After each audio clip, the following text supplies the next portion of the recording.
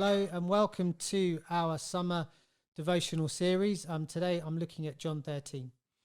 Now, you might have heard of the Sultan of Brunei. He's one of the richest people ever, and he's royalty, and he behaves like he's royalty. He's got over 600 Rolls Royce. He's got a fleet of Ferraris. He's got Bentleys. He's got a private jet that's filled with gold and crystal. He's got a house of 1,700 rooms and 300 bathrooms, and it even costs him $20,000 if he's going to get his hair cut.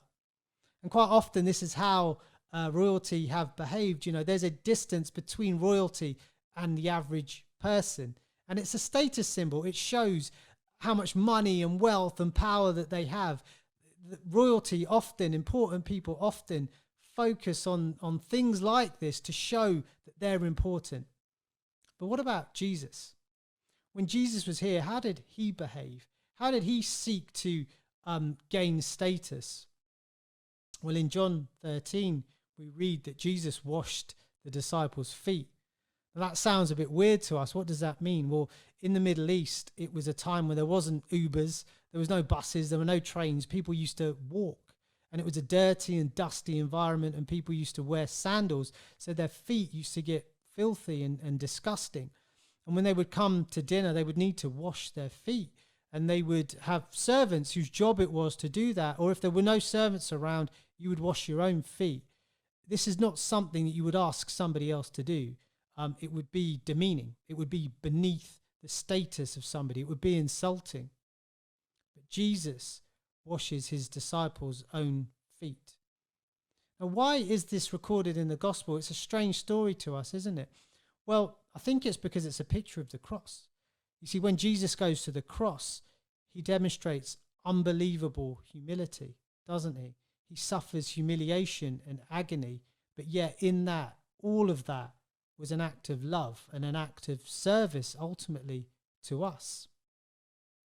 And the washing of the disciples' feet is a picture of ultimate humility that Jesus displays on the cross. And when he finishes washing the disciples' feet, this is what he says. He says, "Now that I, your Lord and teacher, have washed your feet, you should also wash one another's feet." You see, he tells us to wash each other's feet. Now, what does that mean? Does that mean that we physically have to wash each other's feet? Well, thankfully, I don't think so. This is one of those things where we have to look at the cultural context. But the message behind it is absolutely relevant to us. How do we wash each other's feet metaphorically? You see, I think what it means is that we have to display a humble heart. I think that what Jesus is saying is that we need to be serving each other humbly, serving our church humbly. Each one of us have been given gifts and resources and talents, but it's not given to us. It's actually given for the benefit of the church. We're called to use our gifts and our talents and our resources for the benefit of the church. So I would just like to challenge you today, how can you use your gifts for the benefit of the church, for the benefit of the members of the church, for the benefit of the body? Thank you for listening.